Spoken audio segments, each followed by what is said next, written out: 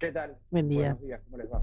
Bien, bueno, gracias por tu tiempo. En principio, una reflexión, la coalición cívica, vos, Maxi Ferraro, Hernán Reyes, Paula Oliveto, están muy asociados a el tema de la búsqueda de transparencia, la lucha contra la corrupción, etcétera. Hay una marca ahí, digamos, que de alguna forma la sociedad reconoce. Entonces, inevitable pedirte una reflexión sobre este escándalo sobre Diego Españolo, que digamos toca a Karina Milei, a Lule Menem, etcétera, etcétera, etcétera, ¿no? Sí, nuestro partido se dedicó a la corrupción casi como parte de su fundación, ¿no? Había hay una fundación en lo que fue primero el ARI y después la coalición cívica, que es decir que la corrupción es la contracara de la pobreza, que al mismo tiempo había que hacer un contrato moral de la sociedad, un contrato donde nos pusiéramos de acuerdo que los valores morales, y no hablo de moralina ni es que somos moralistas, sino de valores morales fundantes, como no robar, no mentir, eran necesarios para que la Argentina salga de su decadencia, porque la corrupción ha estado en todos los gobiernos. El problema es cuando la corrupción se vuelve parte de la centralidad del gobierno y uno dice, bueno, con este tipo de gobierno que, como era la corrupción sistematizada del kirchnerismo, no vamos a salir adelante, pero no solo porque lo que se roba es lo que falta en muchos casos, no sé, en hospitales públicos, en rutas, en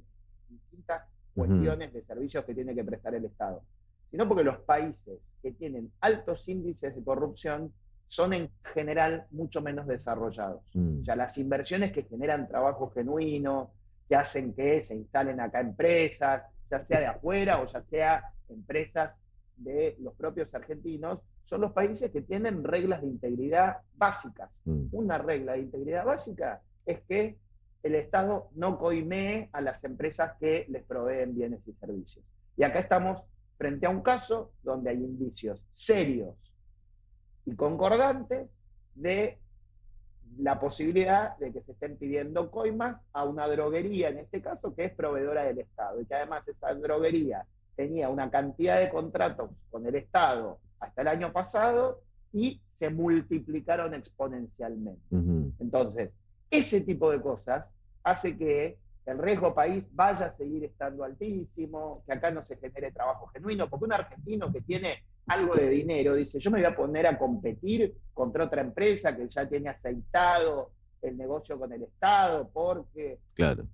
paga sobreprecios, en fin, realmente la corrupción para nosotros es la, la materia pendiente, pongámosle, de la democracia, Mm. pero es la materia pendiente de la Argentina, no es solo la macroeconomía. Sin Ujú. duda eso es muy relevante, pero vamos a tener una macroeconomía estable, pero paralizada si no tenemos reglas claras para todos. Ahora, en ese punto, justo vos decías, para nosotros, bueno, la corrupción es un tema de prioridad.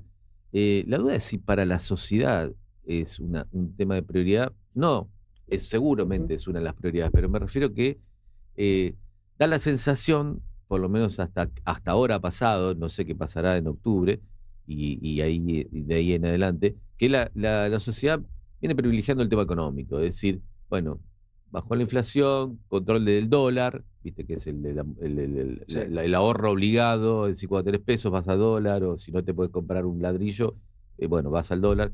Eh, entonces, como que siempre se privilegia, bueno, si está más o menos en la economía, bueno, está bien, roban, pero hacen. ¿Vos crees que eso sigue instalado de alguna forma? No digo con esto no decir nada de la corrupción, todo lo contrario, pero me refiero a la valoración, ¿no? Muchas veces sí, coincido y entiendo a la sociedad que dice, bueno, todos robaron, no, esto siempre es así, esto no lo vamos a cambiar.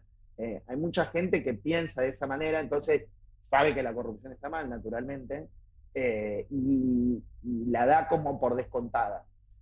Sin embargo, hemos tenido momentos donde hemos mejorado nuestros estándares de transparencia y eso ha tenido frutos o ha sido el inicio de tener frutos mejores en calidad de las inversiones. Nosotros entendemos a los que piensan, bueno, bajó la inflación, estoy un poco más tranquilo. Yo lo que digo es, eso no va a alcanzar. En la Argentina hay que generar puestos de trabajo, Mm, por ejemplo. Nosotros tenemos poco trabajo formal, bastante trabajo informal y tenemos algo de desocupación. En todos esos lugares no se vive bárbaro, digo, solo muy pocos sectores le han ganado a la inflación en el último año y medio. Bueno, nosotros tenemos que generar mejores empleos de calidad para que los informales sean formales, para que los formales tengan más opciones de trabajo y erradicar la corrupción y que queden solo hechos aislados de un funcionario corrupto, que puede ocurrir en cualquier gobierno, porque eso puede pasar, está en la naturaleza humana, sea una cuestión, digamos, accesoria de un gobierno. Bueno, acá hay un caso de corrupción, el gobierno separa al funcionario, lo aísla, lo denuncia, lo investiga. Pero si la corrupción está en la centralidad del gobierno, no vamos a vivir mejor los argentinos. Vamos a probablemente no tener inflación, claro. pero vamos a vivir así como estancados. Mm. Entonces, nuestra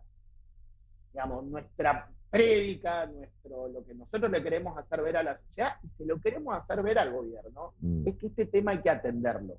Este tema no es menor. Este tema nos puede, si lo resolvemos en algún momento como argentinos, nos puede cambiar la vida a todos. Porque no me quiero ir al extremo de 11 y esa tragedia en la que todos nosotros decimos la corrupción mata. Bueno, eso es un extremo y es muy concreto. Pero la corrupción hace que los remedios que compraste salgan más caros. La corrupción puede hacer que las pensiones por discapacidad o lo que se le paga a una persona que asiste a un discapacitado se puedan incrementar un poco, porque en esa caja de la política, que era el ANDIS, donde supuestamente están robando, bueno, se habían congelado el precio de las prestaciones, es decir, alguien que atendía a una persona con discapacidad cobraba lo mismo hacía más de un año. Claro. Y bueno, si hubiésemos juntado, digamos, si no hubiese habido sobreprecios, que los hubo, hubiese habido más plata para actualizar prestaciones. Entonces, la corrupción impacta en cosas cotidianas. O la persona que quiera abrir cualquier negocio en cualquier lugar del país y el municipio, la provincia, el que sea, le dice, le tarda con los trámites y se da cuenta que si le da un dinero a algún funcionario se le destraban los trámites. Bueno, eso hace más caro ejercer el comercio, ejercer cualquier industria lícita. Por eso necesitamos atender la corrupción. ¿Es una pelea infinita? Sí, es una pelea infinita. Pero nosotros estamos a foja cero, digamos, a foja cero. Y el presidente Milei no le importa el tema, por más que alguna vez haya dicho alguna cosa. Claro, pero Juan Manuel, vos sos joven y hace muchos años que estás en política y no tengo información de que tengas causas de corrupción, denuncias de corrupción hacia tu persona. Entonces quiere decir que se puede gestionar, se puede gobernar sin la corrupción. Nos es mucho más difícil igual a nosotros. Igual la coalición cívica, claro, que por ejemplo ahora vamos a elecciones en la ciudad y en la provincia de Buenos Aires con nuestro sello, porque fue muy difícil hacer alianzas y pero se fue corriendo a la Libertad Avanza. Por suerte un sector muy grande del radicalismo de la provincia, y el mayoritario, se integró a nuestra lista de la coalición cívica. Bueno, vamos a tener una pelea muy desigual, porque el resto va a tener aparato, va a tener dinero para pautar en redes, en un montón de lugares. Entonces, además te vuelve desigual la pelea. Este año vamos a tener un elemento igualador, por el que nosotros peleamos 15 años, la boleta única. Claro. O sea, por primera vez yo voy a poder ser candidato en la provincia de Buenos Aires, hubiese sido imposible poder pagar y hacer la logística para que se reparta la boleta en toda la provincia y que además en el medio del comicio no te la roben. Bueno, ahora, después de 15 años de pelear, salió esa ley. Y yo eso se lo reconozco al gobierno de Milei. Ahora, la empujamos nosotros y ayudamos durante esta gestión que salga con nuestros votos y con nuestro trabajo. Yo ahí trabajé como si fuese mío el proyecto, no me importaba que el logro lo obtuviera el gobierno de la Libertad Avanza. Eso nos iguala en parte a los partidos políticos, pero, insisto, además la corrupción desiguala a la política porque el que tiene dinero, bueno, el que tiene dinero de la corrupción puede comprar mucho más, ¿no? Y puede llegar a mucha más gente. Y Juan Manuel, vos que tenés experiencias en denuncias y en pasear por los juzgados, ¿dónde crees o cómo va a terminar o dónde va a llegar esta denuncia? No lo sé, yo conozco bastante Comodoro Pi, me tocó ir desde 2000. La primera vez que fui fue cuando Lilita hizo la denuncia por asociación ilícita de Claro, Néstor Kirchner en el 2008, pero a partir del 2012 les diría, empecé a pasillar llevando escritos, sí, bueno, planteando pruebas, haciendo denuncias, incluso llevando testigos, y uno no termina nunca de conocer ese lugar, esa institución. claro. A veces funciona bien, muchas veces congela las causas, a Ujú. veces funciona al calor de los tiempos políticos, otras veces no, y avanza igual como ahora, por más que el gobierno esté en un buen momento, llamémosle, igual está avanzando. Yo creo que si hay elementos, la causa va a avanzar. Probablemente en algún momento se paralice un poco, pero me parece que acá se tomaron las primeras medidas a tiempo, y eso es bueno. No suele ocurrir eso en Ujú. general en Comodoro Pi, me Mm. parece una buena señal para adelante, porque al tener pruebas a tiempo, probablemente se pueda saber la verdad.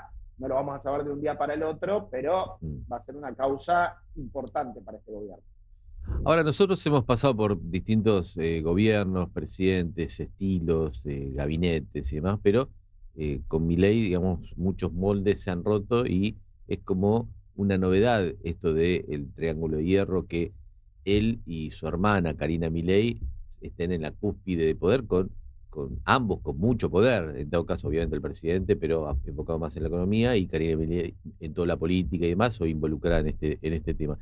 ¿Cómo interpretás esa situación, primero, de ese poder bicéfalo y por otro lado, ese link con los Menem, que son los que supuestamente le dan un sustento político a este proyecto? Pero es como todo nuevo en función de lo que estamos acostumbrados, ¿no? Sí, que haya una pata política que trabaje en las listas y demás, digamos, eh, puede ser usual. En este caso son un grupo de personas con su trayectoria, más o menos, los Menem. Lo anómalo para mí es esto de que el presidente se desentienda de la gestión, y quien entiende de la gestión, quien decide todo, es su hermana. Y no porque sea su hermana solamente, digo, que sea su hermana es una particularidad, sobre todo en el tipo de vínculo que ellos tienen, donde él a ella la pone en un lugar de casi, bueno, de su El jefa, jefe, ¿no? el jefe. El jefe, exacto, Ujú. donde le asigna eh, un rol muy particular. Pero no, yo no termino de entender ese vínculo, pero es efectivamente muy particular, muy anómalo.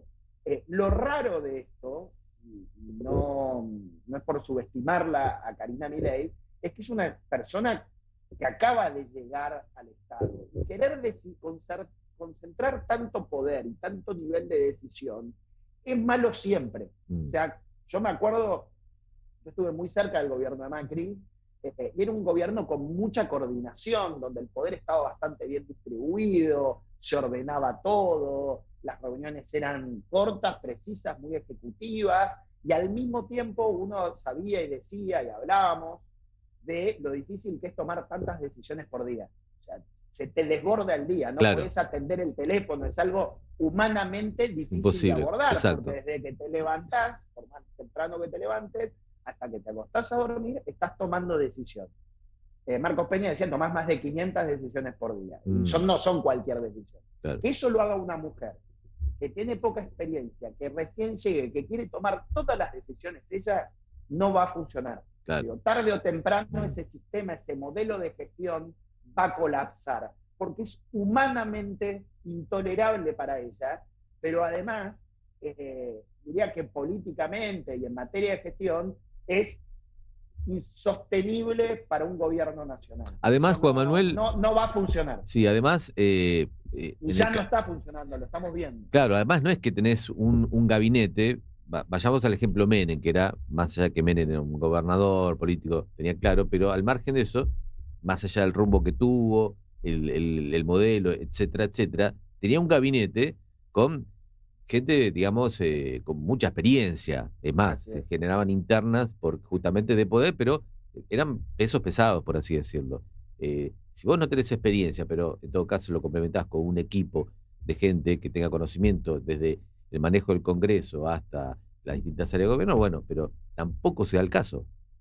este es un gobierno muy chiquito. Ujú.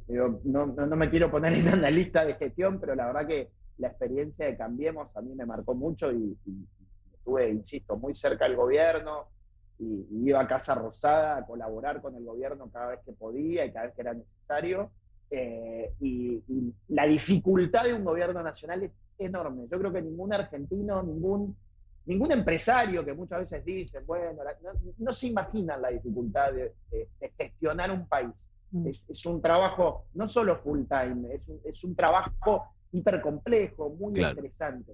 Cuando vos ves un equipo tan chiquito, y quitemos la falta de experiencia de algunos, tan chiquito, y no, a la larga o a la corta los problemas estallan. Y si además ves que en muchas áreas, no quiero generalizar ni ser injusto, pero en muchas áreas hay gente que es prácticamente marginal, como era este español, o que viene de cualquier lado, bueno, no va a funcionar bien. Y si eso se replica en el Congreso, donde las listas del 2023, pero ahora vemos de vuelta que las listas del 25 son de tan bajo nivel, bueno, el gobierno tarde o temprano va a tener problemas serios.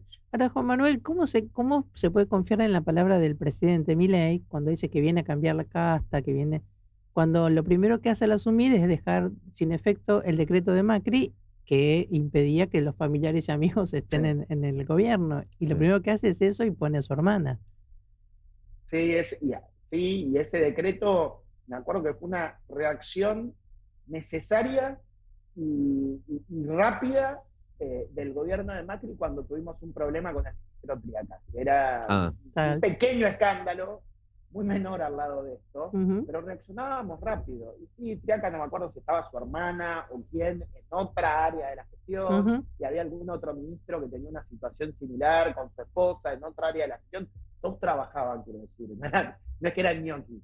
Y tomamos esta medida, que tal vez fue exagerada, porque De la Rúa, su hermano era el ministro de Justicia, Carlos Menem, su hermano era el presidente del Senado. A veces puede pasar, bueno, Néstor y Cristina Kirchner, matrimonio que se sucedieron. Puede pasar que hay familias donde dos personas son muy destacadas en la política o por cuestiones de confianza alguien pone a un familiar cercano. Pero insisto, esto no puede ser la regla y nosotros con Cambiemos siempre, les diría, sobreexagerábamos los controles. Ahora se supo, leí una nota anoche, está publicada hoy en el diario La Nación, que cuenta cómo esta droguería pasó de 4.000 millones de pesos de contratos a más de 100.000. Sí. Eso se puede saber rápido porque hay una plataforma que se llama Comprar y otra que se llama Contratar, donde están online cargadas todas las contrataciones que hace el Estado. Eso fue parte de la política de transparencia y de integridad del gobierno de Cambiemos. La ley del arrepentido, que yo no tengo dudas que va a ser utilizada en este caso, también fue parte de la política de integridad del gobierno de Cambiemos. ¿Por qué? Porque bueno, acceso a la información también. Sí. El acceso a la información. No solo queríamos ser transparentes porque está bien ser transparentes, queríamos que el mundo vea cómo vamos subiendo en el ranking de países transparentes para que las inversiones se den. Claro. Ese proceso se abortó. Y a mí me da mucha tristeza ver a gente del PRO escondida en las listas de La Libertad Avanza, casi con una sumisión, claro, que me da lástima por la experiencia de Mauricio Macri, que creo que estaba para más, ¿no? Claro, claro. Y yendo a la campaña, estás recorriendo obviamente la provincia de Buenos Aires. Sí. Uno obviamente es siempre, enorme, inabordable. Claro, pero uno, viste, que vive en la ciudad de Buenos Aires y obviamente y se maneja en la ciudad de Buenos Aires, con lo cual la mirada es acotada a la ciudad de Buenos Aires, sí, en cuanto a la realidad, lo que ve, lo que percibe. Uno supone que en la provincia de Buenos Aires la están pasando peor, incluso porque, bueno, no tiene quizás los recursos que tiene la ciudad y tampoco la cantidad de habitantes y la cantidad de problemas que tiene. Pero ¿qué es lo que estás viendo? ¿Qué es lo que estás recogiendo, digamos, como reclamo, testimonio? Depende del lugar, claro. Depende del lugar. La provincia es enorme, yo la recorro desde siempre, me encanta la provincia, me encanta sobre todo el interior de la provincia. Yo soy del interior de la provincia, nací, me crié ahí, estudié en una escuela secundaria en un pueblito muy pequeño. ¿De dónde? Esa realidad del Valle, que es una localidad muy pequeña, el partido 25 de mayo, en una escuela agrotécnica. Y conozco desde esa realidad de un pueblo de 600 habitantes hasta la realidad del conurbano. Vos en el conurbano ves que la informalidad más o menos está subsistiendo, Mm. que los planes, y eso es una buena decisión del gobierno de Milei, han sido aumentados, entonces hay cierta contención, pero en el interior hay problemas, por ejemplo, en el agro, no solo porque el nivel de retenciones de los precios internacionales y este tipo de cambio hacen que sembrar no sea rentable, sino porque además los caminos están hechos pelota, claro. y la cantidad de agua que hay en ciertas zonas es enorme porque está lloviendo como nunca, y ves que las obras hídricas se paralizaron con esta gestión. O sea, claro. se paralizó todo, y ves el estado de las rutas muy mal. Entonces decís, un sector o un área de la Argentina que es productiva, que es dinámica, que puede sacar, que puede generar una producción que se exporta al mundo, y está en crisis. El agro argentino está en crisis. Por eso Milei bajó un poquito las retenciones, porque si no, claro, esta futura campaña no iba a sembrar nadie. Entonces la provincia no está bien, tiene un montón de preocupaciones, y nada, y vamos a tratar de escucharla, de recorrerla, y de poder representar y llevar esos reclamos al gobierno nacional. Juan Manuel, bueno, recordame... Le quería decir una cosita. Me parece que hoy, Juan Manuel, es el mejor momento de ustedes para pregonar el tema de la no corrupción, ya que venís de hace muchos años. Así que hay que empalgar con ese tema, porque me parece que la sociedad hoy sí lo va a tener en cuenta. Yo espero que nos escuchen, porque además hay que construir algo en el medio, una semillita y por eso estoy muy agradecido que el radicalismo nos acompañe en la provincia de Buenos Aires. ¿Cómo se llama la alianza? Discúlpame, Juan Manuel. La alianza no se pudo hacer, así que vamos a ir con la coalición cívica. Directamente. Nuestro propio partido, pero hicimos una alianza de hecho. A mí me secunda una dirigente del radicalismo, Elsa Allende Rosas, que es la vicepresidenta del Partido Radical de la provincia. Tercero está un intendente radical, el intendente Magdalena. Cuarta está Maricela Echecoin de la coalición cívica, y así sigue la lista. O sea, de hecho es una alianza entre la coalición cívica y el radicalismo. Claro. Le vamos a dar mucha importancia a esa palabra cívica, porque es lo que compartimos, la democracia, la lucha cívica, el cuidado por las instituciones, pero vamos a tratar de representar estos valores, los valores de la ética, de la corrupción, y sembrar la semillita de generar un centro nuevo que en algún momento sea una opción de gobierno. Los que pensamos parecidos, o en algún momento estuvimos juntos, y la disrupción de Milei y la defección del PRO hizo que explote todo, tenemos que empezar a generar esa semilla para hacer un Cambiemos con nuevas caras, probablemente, que en algún momento sea una opción. Juan Manuel, te agradecemos mucho el contacto de esta charla, y bueno, vamos a seguir de cerca el desarrollo de lo que pasa en el país, lo que pasa en la campaña, a ver si la gente va a votar, porque bueno, hay mucho desánimo también, ¿no? Dale, muchas gracias. Un abrazo, Gracias, Juan Manuel López, candidato